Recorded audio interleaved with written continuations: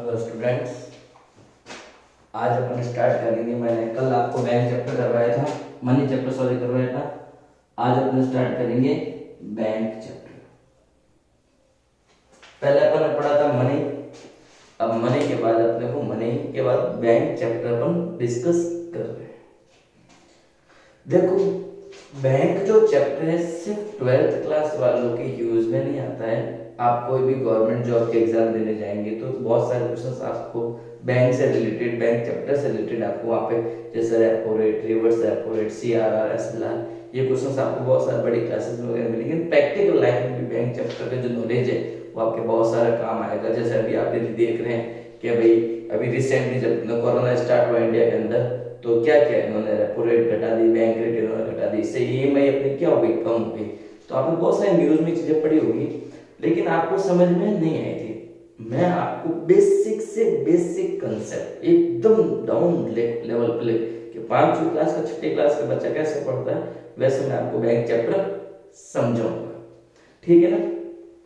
Bank chapter का actual में bank word का मीनिंग क्या होता है? बैंक वर्ड का मीनिंग होता है एक ऐसा स्थान, एक ऐसा प्लेस जहाँ पे बहुत सारी टेबल्स लगी होती, बेंच लगी होती, और वहां पे या तो लोग उनको पैसा देने के लिए, जमा करवाने के लिए आते हैं, या उनसे पैसा लेने के लिए आते हैं। तो अब बिल्कुल आप जब बैंक में जाते हैं, कोई भी बैंक के अंदर, तो आप देखते हो बहुत सारी बेंच लगी होती है, वहाँ कुछ लोग बैठे होते हैं जिनको या तो आप पैसा जमा करने के लिए देते हैं या आप उनसे पैसा अपना जमा कराया वापस लेते हैं। आई बात समझ में? एक्चुअल बैंक वर्ड का मतलब होता है जहाँ बहुत सारी बेंचें लगी होती है, जहाँ पैसों की लेन देन की जाती है, उसको अपने स्थान को बोलते हैं बैंक। लेकिन अब उसकी मीनिंग थोड़ी क्या हो गई, साइड में हो गई, और धीरे धीरे समय के साथ इसकी मीनिंग भी क्या हो गई, बदलती चलेगी, इसकी डेफिनेशन भी चेंज होती चलेगी। तो bank is the place, bank एक ऐसा स्थान होता है, जगह होती है जहां पर एक इंस्टीट्यूशन होता है जहां पर आप अपना मनी डिपॉजिट करवा सकते हैं, वहां से आप पैसा ले सकते हैं। हर देश के अंदर बैंकों को 2 भागों में बांटा गया है। बैंक 2 पार्ट में डिवाइड किए गए। पहला है कमर्शियल बैंक। क्या है? पहला है कमर्शियल बैंक, दूसरा है सेंट्रल बैंक। कोई भी देश की सेंट्रल बैंक जो होती है उसको बोलते हैं एपेक्स बैंक। क्या बोलते हैं? एपेक्स बैंक, या बैंकर्स बैंक। क्या बोलते हैं? Bankers bank. बैंकों की भी बैंक, पापा के भी पापा के भी पापा, दादा, ठीक है ना। आई बात समझ में? तो कमर्शियल बैंक और सेंट्रल बैंक 2 भाग में बैंकों को डिवाइड किया गया है। आज फर्स्ट क्लास के अंदर अपन जो पहली क्लास होगी, इस क्लास के अंदर अपन सिर्फ कमर्शियल बैंक को समझेंगे। सेकेंड क्लास में सेंट्रल बैंक, फिर अपन सेंट्रल बैंक के रूल क्या होते हैं, सेंट्रल बैंक की वर्किंग क्या होती है, ये अपन बाद में समझेंगे।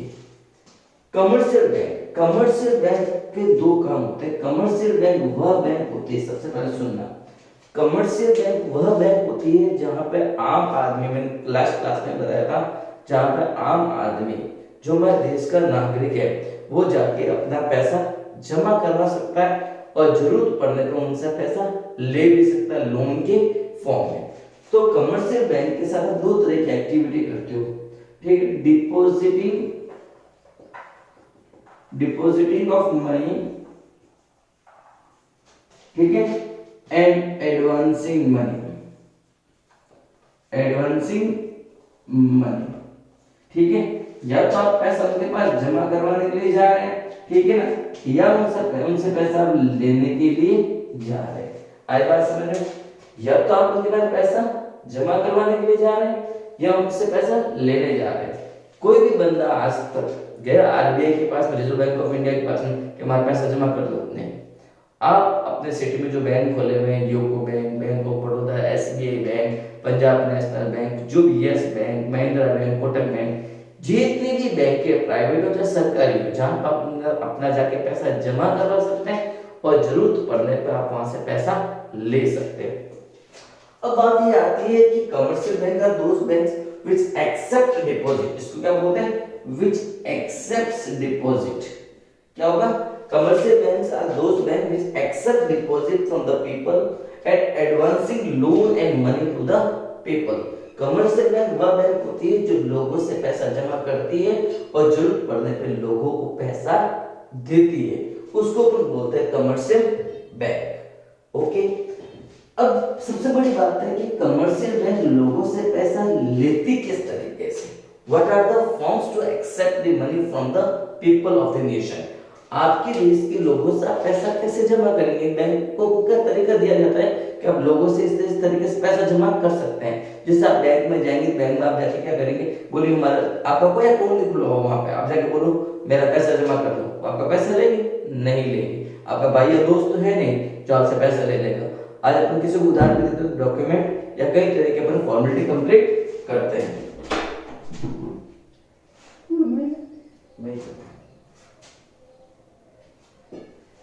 मैं हम क्लास रिकॉर्ड कर रहा हूँ, तो बात नहीं करते हैं, ठीक है, वीडियो क्लासेस फोन में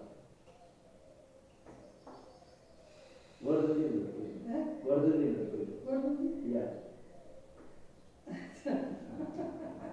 मैं क्यों मैं बात है को निकाल नहीं बात गई बोलना नाम तो दे मैं कहीं अपने स्कूल क्लास वाला सब बंद है, मैं बेटा का क्लास रिकॉर्ड कर लूं जहां फोन पे जो मास्टर वाला बोल हो गया मैं रिकॉर्ड करता क्लास।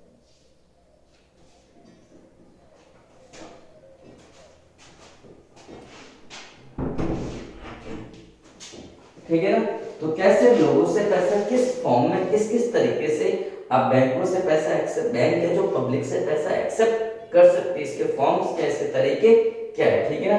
तो देखो सबसे पहला तरीका किस तरीके से बैंक पैसा लेती है, एक्सेप्ट कैसे करती है। सबसे पहला तरीका फिक्स डिपॉजिट अकाउंट, क्या है, फिक्स डिपॉजिट अकाउंट या फिक्स डिपॉजिट रिसिप्ट, ठीक है ना, एफडीआर, क्या बोलते हैं एफडीआर। इसका दूसरा नाम है टाइम डिपॉजिट, क्या नाम है टाइम डिपॉजिट, क्या नाम है टाइम डिपॉजिट।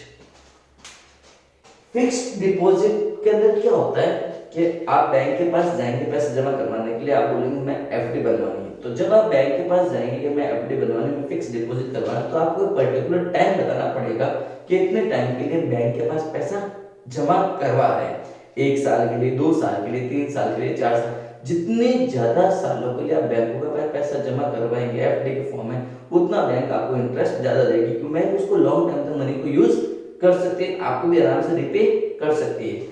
इसको बैंक की टाइम लायबिलिटी भी बोलते हैं, क्या बोलते हैं टाइम लायबिलिटी। टाइम लायबिलिटी कैसे, क्या आपने 4 साल के लिए एफडी करवाई तो बैंक की लायबिलिटी आफ्टर 4 इयर्स के बाद क्रिएट हो, क्या आपको वापस रिपे करना विद इंटरेस्ट, तो एक टाइम के बाद इनकी लायबिलिटी क्या होती है क्रिएट होती है। तो फिक्स डिपॉजिट जब आप बैंक के पास करवाने जाएंगे, आपको एक साथ बाय चेक और कैश आपको पेमेंट करना पड़ेगा। आप 1 लाख की एफडी करवाना चाहते हो, 1 लाख रुपया आपको एक साथ बैंक को पे करना पड़ेगा। आई बात समझ में। उसमें बैंक आपको डॉक्यूमेंट देगी जिसके ऊपर लिखा होगा एफडीआर फिक्स डिपॉजिटरी रिसिप्ट, जिसमें आपका नाम लिखा होगा, आप कितना अमाउंट जमा करवा रहे हो, किस डेट को जमा करवा रहे हो, किस डेट को वापस आप विड्रॉ करेंगे, रेट ऑफ इंटरेस्ट क्या होगा, वापस विद इंटरेस्ट आपको मनी कितना मिलेगा, ये सारी डिटेल्स उसके अंदर लिखी हुई होती है। आप इसमें एफडीआर को आपने जैसे 5 इयर्स के लिए करवाया, आप 5 इयर्स से पहले पैसा विड्रॉ नहीं कर सकते हो।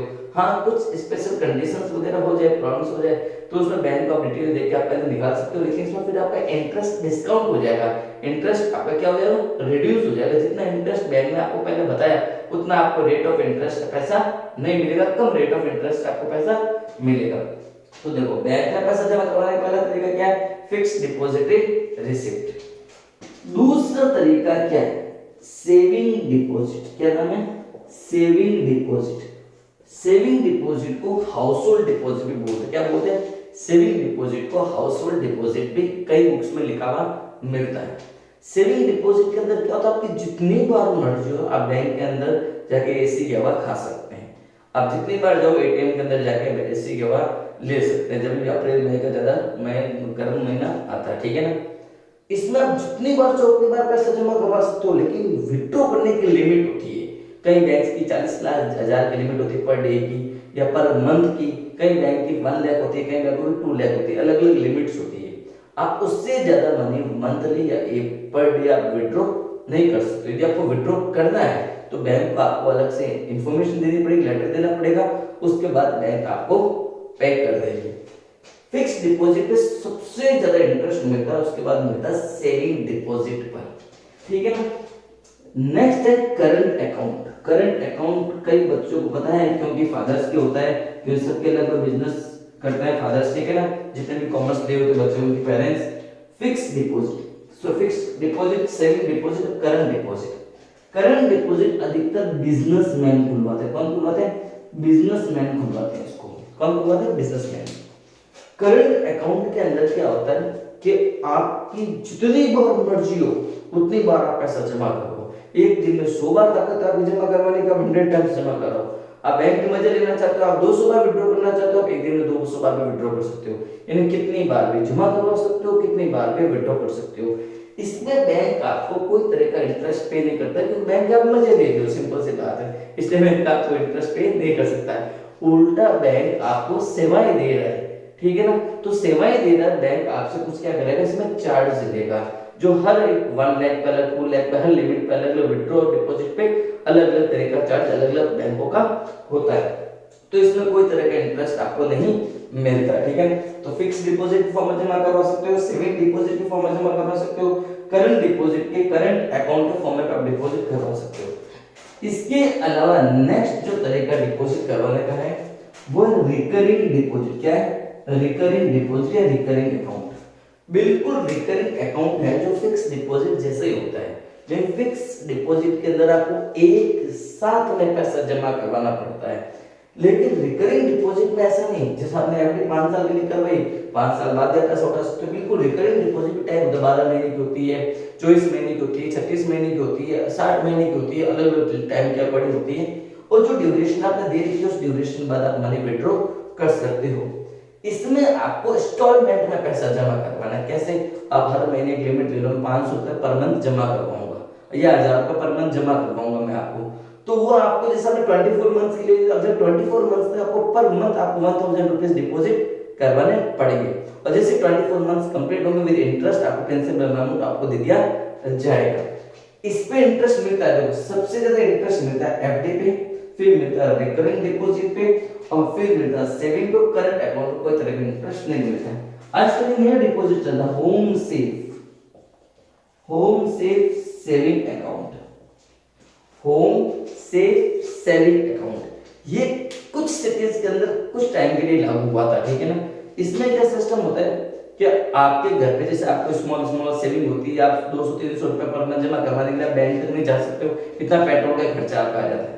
तो बैंक आपके घर पे इलेक्ट्रॉनिक बॉक्स इंस्टॉल करेगी और आप पर मंथ उसमें जमा करो। बैंक का एजेंट होगा जो 5-6 मंथ बाद में आपके घर पे आएगा, उस मनी को रिसीव करके बैंक के डिपॉजिट में करवा देगा। तो आपका बैंक आने जाने का टाइम क्या हो जाता है, स्मॉल सेविंग के केस में बच जाता है, आपका खर्चा भी बच जाता है। तो बड़ी बड़ी सिटीज में जिनमें जो बहुत ज्यादा स्मॉल सेविंग्स करते हैं, बैंक का ट्रेवल नहीं कर सकते हैं, ठीक है, तो उन लोगों के केस में होम सेफ सेविंग अकाउंट उनके लिए ओपन किया जाता है। तो इस तरीके से बैंक 1 2 3 4 5 तरीके से बैंक आपसे पैसा एक्सेप्ट करती है। फिक्स डिपॉजिट पे सबसे ज्यादा इंटरेस्ट, उसके बाद में आरडी पे सबसे ज्यादा इंटरेस्ट, उसके बाद में सेविंग पे इंटरेस्ट, उसके बाद करंट पे कोई तरह का इंटरेस्ट आपको नहीं मिलता है, और सेविंग के कंपेयर में होम सेफ पे आपको और भी कम इंटरेस्ट पे किया जाता है। तो यहाँ तक तो ये तरीका है बैंक किस तरीके से लोगों से पैसा लेती है। ये जो दो काम है, दो बैंक के दो काम कौन कौन से? लोगों से पैसा लेना और लोगों को पैसा देना। इसको बोलते हैं प्राइमरी फंक्शन। बैंक की क्या बोलते हैं इसको? Primary function of the bank. Bank का मेन काम क्या है? बैंक बने क्यों? लोगों से पैसा लेने के लिए, लोगों को पैसा देने के लिए। तो ये मेन दो काम है बैंकों के। तो लोगों को किस तरीके से लोगों से पैसा बैंक एक्सेप्ट कर सकती है वो तरीके मैंने आपको समझा दिए। चलो नेक्स्ट, अब बैंक लोगों को पैसा देती कैसे? What are the process to advance money और लोन और credit to the people of the nation. कि किस तरीके से लोगों को पैसा बैंक देगी और क्यों देगी, किस आधार पर देगी। है बात समझ में? चलिए नेक्स्ट पॉइंट ये समझते हैं।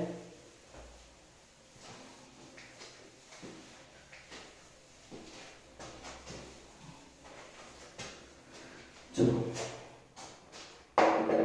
बैंक लोगों को पैसा किस तरीके से देगी, यानी इसको बोलते हैं क्रेडिट। क्या बोलते हैं? क्रेडिट, या क्या बोलते हैं? लोन। बैंक किस तरीके से लोन देती है और आप कैसे कैसे बैंक से जाके लोन ले सकते हो। देखो आप बैंक से अलग अलग तरीके से लोन लेते हो, आप कार लोन लेते हो, हाउस लोन लेते हैं, आजकल मोबाइल लोन भी लेने लगे लोग, ठीक है ना, बिजनेस इन्वेस्टमेंट लोन लेते हैं, ठीक है ना। तो मल्टीपल ऑफ तरीके, मैरिज लोन लेते हैं, एजुकेशन लोन भी लोग लेते हैं, अलग अलग तरीके से लोग क्या करते हैं, लोन लेते हैं। उनको पैसों की ज्यादा जिस फील्ड में जरूरत होती है वैसे वैसे वो लोग लोन लेते हैं, पैसा क्रेडिट लेते हैं। क्रेडिट का मतलब क्या था, उधार लेना। आई बात समझ में, उधार लिया वो तरीके से लोन ही आपका। आजकल एक एक वर्ड 12th वाले बच्चे ध्यान रखना, कारण कि बच्चे आजकल न्यूज़पेपर 12th के बच्चे न्यूज़पेपर नहीं पढ़ते हैं, उनको बेसिक नॉलेज नहीं होता है, तो एक एक वर्ड का मतलब मैं क्लियरली बता रहा हूं, सुनना, उसको समझ में नहीं आए वहां मुझे व्हाट्सएप पे वापस पूछना कि इस वर्ड का मीनिंग क्या होता है सर। क्रेडिट एक तरह का उधार है। कैसे? क्रेडिट वर्ड का एक्चुअल में क्रेडिट वर्ड जो क्रेडिटिव वर्ड से है। क्रेडिटिव का मतलब होता है ट्रस्ट ऑन समवन, किसी पे विश्वास। तो विश्वास के आधार पर अपन जैसे कई बार बोले कि इस काम का क्रेडिट तो इसको जाता है, यानी श्रेय इसको जाता है, वो श्रेय वो हो गया, ठीक है ना। यहाँ क्रेडिट का मतलब क्या होगा, विश्वास। जैसे भाई आज मेरे से कोई बंदा पैसा उधार लेता है, मैं उसको पैसे उधार दे रहा हूँ, विश्वास के आधार पर तो दे रहा हूँ, आई एम गिविंग क्रेडिट, मैं उसको क्रेडिट पर उधार दे रहा हूँ, on the trust, trust base पे मैं उसको दे रहा हूँ। तो क्रेडिट का मतलब उधार या लोन। आई बात समझ में? जैसे अब यहाँ देखो बैंक लोन देती कैसे, प्रोसेस क्या होता है लोन देने, अलग अलग तरीके होते हैं, अलग अलग फॉर्म होता है। सबसे पहला तरीका समझना, कैश क्रेडिट, दूसरा है ओवरड्राफ्ट, बैंक ओवरड्राफ्ट, और तीसरा है डिमांड लोन, डिमांड लोन। पहला तरीका क्या है, कैश क्रेडिट, दूसरा ओवरड्राफ्ट, ठीक है ना, तीसरा डिमांड लोन। कैश क्रेडिट के अंदर क्या होता है, ओवरड्राफ्ट तो बेसिक अकाउंट को बच्चे हर बंदा समझता है, इसको साइड में करते हैं, इन दो मैन को समझते हैं। कैश क्रेडिट, कैश क्रेडिट में क्या होता है, आप बैंक के पास लोन लेने जा रहे हैं, आप बैंक से लोन लेने जा रहे हैं 10 लाख रुपए से, कितना, 10 लाख रुपए। तो सुनना, आप बैंक से लोन ले रहे हैं 10 लाख रुपए का, आपने लोन की डिमांड की, बैंक आपसे इसके बदले मॉर्गेज या प्लेज मांगेगा। मॉर्गेज का आपको कोई ना कोई प्रॉपर्टी गिरवी रखनी पड़ेगी, वरना आपका लोन नहीं मिलेगा। आपने 10 लाख की कोई प्रॉपर्टी मॉर्गेज या प्लेज कर दी, तो प्रॉपर्टी के इक्वल कभी भी आपको लोन नहीं मिलता है। आपने 10 लाख की प्रॉपर्टी वहां पे गिरवी रखी है, मॉर्गेज किए, तो 10 लाख पूरे आपको लोन नहीं मिलेगा, कुछ कम पैसा आपको लोन मिलेगा। जैसे आपने 10 लाख की प्रॉपर्टी का आपको 7 लाख, 8 लाख, 9 लाख मिल जाएगा। बैंक कम इसलिए देती है कि कल आप नहीं चुका पाए तो उस प्रॉपर्टी को बेचकर आपका ब्याज और मूल दोनों वसूल किया जा सकता है, इसलिए आपको प्रॉपर्टी के इक्वल कभी लोन नहीं देती है। 10 लाख रुपए का आपने प्रॉपर्टी मॉर्गेज किया, बैंक ने आपको 8 लाख रुपए क्रेडिट दे दिया। कितना दिया? बैंक ने आपको 8 लाख रुपए क्या दिया? क्रेडिट दे दिया। अब 8 लाख दिया बैंक ने आपको क्रेडिट, और आपके अकाउंट के अंदर पूरे के पूरे ट्रांसफर कर दिए, 8 लाख रुपए आपके पूरे खाते में ट्रांसफर कर दिए। लेकिन आपने 8 लाख में से इस साल 4 लाख रुपए ही विड्रॉ किए। क्या किए? विड्रॉ किए। तो आपको 1 साल तक 4 लाख पे इंटरेस्ट देना पड़ेगा। आप अगले साल नेक्स्ट फाइनेंशियल ईयर स्टार्टिंग में 4 लाख और विड्रॉ करते हो तो अब आपको 8 लाख पे इंटरेस्ट देना पड़ेगा। सिंपल सी बात समझना, 10 लाख की आपने प्रॉपर्टी मॉर्गेज रखी, बैंक ने आपको 8 लाख का लोन दिया, आपके खाते में 8 लाख रुपए ट्रांसफर हो गए, तो खाते में ट्रांसफर होते ही आपका ब्याज चालू नहीं होगा, आप खाते में से पैसा कितना विड्रॉ करके यूज करते हो उसके ऊपर आपका इंटरेस्ट स्टार्ट होगा। 8 लाख में से 5 लाख रुपए निकाल के यूज करना स्टार्ट किए तो आपको 5 लाख पे आपको इंटरेस्ट पे करना है, इसको बोलते हैं कैश क्रेडिट। आया समझ में? बैंक ओवरड्राफ्ट एक इसमें और तरीका है, बैंक ओवरड्राफ्ट। बैंक ओवरड्राफ्ट क्या होता है कि 50,000 रुपए आपके खाते में पड़े, आपने बैंक से 70,000 रुपए निकाल ली, तो 20,000 रुपए बैंक बैलेंस आपका माइनस में चला गया। तो माइनस का मतलब बैंक ने आपको 20,000 रुपए की लिमिट और दी है कि आप पैसा यूज कर सकते हो, और आपको टाइम दिया कि अगले 30 डेज के अंदर आप 20,000 रुपए वापस पे कर दो।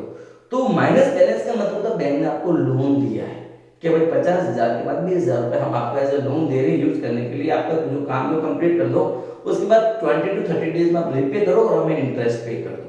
आई बात समझ में? नेक्स्ट है डिमांड लोन, बिल्कुल इसके जैसे डिमांड लोन है। डिमांड लोन में क्या होता है, आपने बैंक के पास 10 लाख की प्रॉपर्टी गिरवी रखी, बैंक ने आपको 6 लाख रुपीस मान लो 6 लाख रुपीस आपको लोन दिया है और आपके खाते में ट्रांसफर कर दिए। अब 6 लाख रुपए में से आप 1 लाख रुपए निकालो या 2 लाख निकालो या 3 लाख निकालो, बैंक को कोई मतलब नहीं है। आपके जितना अकाउंट में ट्रांसफर किया, जिस दिन किया उस दिन से आपका इंटरेस्ट स्टार्ट हो जाएगा। इसमें क्या होता है, आपने कितना विड्रॉ किया अकाउंट पैसा नहीं पाए उस पर इंटरेस्ट लगेगा। इसमें जितना आपका लोन पास हुआ, जिस दिन पास हुआ उस दिन से आपका ब्याज देना स्टार्ट हो जाएगा। तो बैंक कैसे पैसा लेती है, बैंक कैसे पैसा देती है लोगों को, ये दोनों प्रोसेस मैंने कमर्शियल बैंक का आपको समझा दिए, ठीक है। अब कमर्शियल बैंक के और क्या काम होते हैं, तो प्राइमरी क्या होता है मैंने, प्राइमरी फंक्शन। प्राइमरी फंक्शन में कौन कौन सा होता है, प्राइमरी फंक्शन कौन कौन से, 2 फंक्शन है। कौन कौन से, accepting deposit and advancing money या क्रेडिट। नेक्स्ट बैंक है सेकेंडरी फंक्शन। सेकेंडरी फंक्शन में क्या होता है, बैंक और क्या काम करती है आपका। अब मैं बेसिकली नॉर्मल तरीके से समझाऊंगा। सेकेंडरी फंक्शन, बैंक आपको लोकल फैसिलिटी देती है, मतलब जितनी भी सर्विसेज देती है बैंक आपको। यदि आप अपने मार्केट में बहुत से इन्वेस्टर्स हैं, कोई बाहर का बंदा इन्वेस्टमेंट करने के लिए आ रहा है, तो वो बंदा आपकी बैंक से जाकर सजेशन लेता है बैंक किस बंदे के साथ इन्वेस्ट करें, तो आपके बारे में उनको इन्फॉर्मेशन देती है, उनके बारे में भी बैंक आपको इन्फॉर्मेशन देती है। नेक्स्ट, आजकल बैंकों ने ब्रोकिंग का काम स्टार्ट कर दिया, शेयर मार्केट वगैरह। जैसे आपने खाते से मान लो सपोज करो कि भाई आप रिलायंस के शेयर्स परचेज करना चाहते हो, आप टाटा के शेयर्स परचेज करना चाहते हो, यस बैंक के शेयर्स परचेज करना, आपने बैंक को बोला कि भाई आप हमारे इतने शेयर्स उस कंपनी के लेके रख लो, तो आपके खाते से पैसा काट के उनको पे कर देंगे और आपके खाते में शेयर्स ट्रांसफर कर देंगे। तो बैंक आपके लिए सेल एंड परचेजिंग वर्किंग भी कई बार करती है। आजकल आप जमाना देखो, आप डायरेक्ट घर बैठे आप electricity bill, mobile phone bill, ठीक है ना, एक्सेट्रा जो भी आपका बिल आप बैठ बैठे फोन से पे कर देते हो, तो आपको इंस्ट्रक्शन को बैंक फॉलो करती है। इसलिए बैंक आपके एज ए ट्रस्टी एग्जीक्यूटर है, आपको काम को बैंक एग्जीक्यूट करने वाली है। बैंक आपके मनी को रेमिट भी करती है, मतलब ट्रांसफर करती है एक जगह से दूसरी जगह, एक सिटी से दूसरी सिटी, एक गांव से दूसरे गांव। इसको बोलते हैं remitting of money and transferring of money from one place to another. तो इस तरीके से और भी मल्टीपल एक्टिविटी बैंक करते हुए सेकेंडरी फंक्शन के अंदर आता है।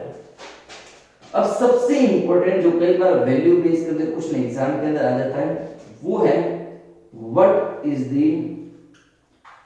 Role of commercial bank in social and economical development. Economical development क्या बोल रहा है कि भाई बैंकों का रोल क्या है समाज और आर्थिक स्थिति को डेवलप विकसित करने के लिए। इन कमर्शियल बैंक के आए, तो कमर्शियल बैंक के आने से सोशली कैसे डेवलपमेंट, फायदा कैसे पहुंचा देश को, और इकोनॉमिकली बेनिफिट कैसे पहुंचा। पहले अपन समझते हैं सोशली, बाद में अपन समझते हैं इकोनॉमिकली। क्योंकि जब समाज का सुधार होगा तो देश का और आर्थिक सुधार तो क्या होगा, उतना आप ही होगा। तो समाज ही नहीं सुधरेगा तो ना देश सुधरेगा, ठीक है।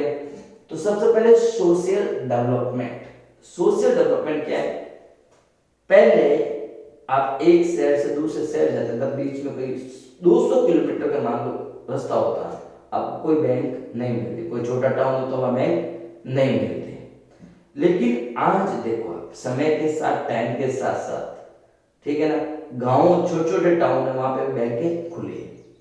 जब बैंकें खुली तो लोगों को पता चला बैंक कोई चीज होती है। आज से अपन बात करते 30 साल पहले लोगों को नहीं पता बैंक क्या होता है, बैंकों में होता क्या है क्या नहीं होता, उनको कुछ नहीं पता था। लेकिन आज उन लोगों को पता है कि बैंक क्या होते हैं, बैंकों में क्या होता है क्या नहीं होता, बैंक हमारे कैसे बेनिफिट है, बैंकों का फायदा क्या हमारे लिए। तो छोटे छोटे टाउन में बैंक खोलने से वहां बैंक खोलने वाले लोगों को काफी मतलब उनको समझाया, उनको काफी एजुकेट किया, उनको काफी बैंकों का नॉलेज दिया, सेमिनार्स दिए, उनके बीच में अलग अलग प्रोजेक्ट्स दिए, बताए उन लोगों को, बैंक की कोई अलग अलग स्कीम्स बताई। तो लोगों में काफी अवेयरनेस आया बैंकों को लेकर कि बैंक चीज क्या होती है और बैंक हमारे लिए कैसे बेनिफिट कर सकती है। जैसे जैसे बैंकें खुले गांव में, छोटे टाउन, वहां पे लोगों को रोजगार मिला। जब लोगों को रोजगार मिला तो वहां से उनको मोबाइलाइज होने, माइग्रेट होने की जरूरत नहीं पड़ी, उनको वहीं काम मिल रहा है और वहां के गांव वालों को काम मिल रहा है, तो वहां का स्टैंडर्ड ऑफ लिविंग भी और कहीं ना कहीं सुधर रहा है। और स्टैंडर्ड ऑफ लिविंग जब सुधरेगा तो सोसाइटी बेनिफिट ऑटोमेटिकली क्या होगा, मिलेगा ही मिलेगा।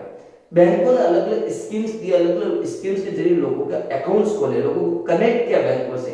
तो लोग पहले सेविंग अपने घर पे जमा कर लेते। मैं आपको बताता हूँ एक केस। लोग पहले के जमाने में क्या करते थे, एक डब्बा होता था, ठीक है ना, लोहे का डब्बा होता था, उसके अंदर क्या करते थे, पैसे जमा करके रख देते थे, ठीक है ना। वो डब्बा कोई छोटे बच्चे ने इधर उधर फेंक दिया, गुम हो गया, कुछ भी हो जाए पता नहीं चलता था। या उन्होंने कहीं पे क्या कर दिया, घर में कहीं आना आने वाले में कवर में पैसे डाल दिए और कुछ दिन बाद पता चलता चूहा खा गया, कुछ भी हो गया। ऐसे मैंने केस सुन रखे गाँव में, बिल्कुल ऐसा हो रखा है, ठीक है। आज क्या है, लोगों को इतना अवेयर कर दिया कि आप पैसे घर में मत रखो। आपका 2000, 1500 जो भी सेविंग है, जनधन योजना गरीबों के लिए खोला, कि जो भी सेविंग है आप अपने डिपॉजिट कहाँ करवाए, बैंकों में करवाइए। तो जब सेविंग लोगों की बैंकों में आएगी, बैंकों के पास ज्यादा पैसा आएगा, वापस कंटिन्यू सर्कुलेशन चलेगा, तो वो इन्वेस्टर को कम रेट ऑफ इंटरेस्ट क्या करेंगे, पैसा देंगे। और इन्वेस्टर को कम रेट ऑफ इंटरेस्ट पे पैसा मिलेगा तो मार्केट में ज्यादा से बिजनेस इन्वेस्टमेंट होंगे। बिजनेस इन्वेस्टमेंट जब मार्केट में ज्यादा से ज्यादा होंगे तो एम्प्लॉयमेंट ज्यादा से ज्यादा लोगों को मिलेगा, रोजगार ज्यादा से ज्यादा लोगों को, तो सोसाइटी डेवलपमेंट है। और प्लस आपकी जब पर पर्सन इनकम लेवल भी इंक्रीज होगा तो इकोनॉमिकल डेवलपमेंट भी साथ साथ रहेगी। इन्वेस्टर को कम रेट ऑफ इंटरेस्ट पे मालूम उनको पैसा मिल रहा है, तो इन्वेस्टमेंट प्रोसेस बहुत स्पीड से क्या होगा, रेगुलेट होगा देश के अंदर, तो कहीं ना कहीं इकोनॉमिक डेवलपमेंट भी हो रहा है। इस तरीके से मल्टीपल ऑफ और भी कई तरीके इसके रोल बनते हैं। तो ये हो गया कंप्लीट का complete commercial bank. Commercial bank का काम क्या होता है मैंने पूरा आपको समझा दिया है। इससे रिलेटेड कोई भी आपको प्रॉब्लम हो आप बिल्कुल मुझे इस पे पर्सनली या मैसेज करके बताएंगे कि आपको कौन सी चीज समझ में नहीं आई, तो मैं आपको पर्सनली वापस ऑडियो सेंड कर दूंगा जो चीज आपको समझ में नहीं। किसी को भी इसमें कोई जो मैंने समझाया समझ में नहीं आया, अब 9929705585 पे मुझे आप पर्सनली व्हाट्सएप मैसेज कर सकते हो। मैं आपको पर्सनली ऑडियो रिकॉर्ड करके भेज दूंगा। कोई भी बच्चा, कहीं का बच्चा हो, सब बच्चों को फायदा पहुंचाओ, सब जगह फायदा पहुंचे, ठीक है ना। एक बार समझिए, कॉमर्शियल बैंक मैंने कंप्लीट कर दिया। अभी नेक्स्ट क्लास में अपन सेंट्रल बैंक के बारे में समझते हैं। ओके।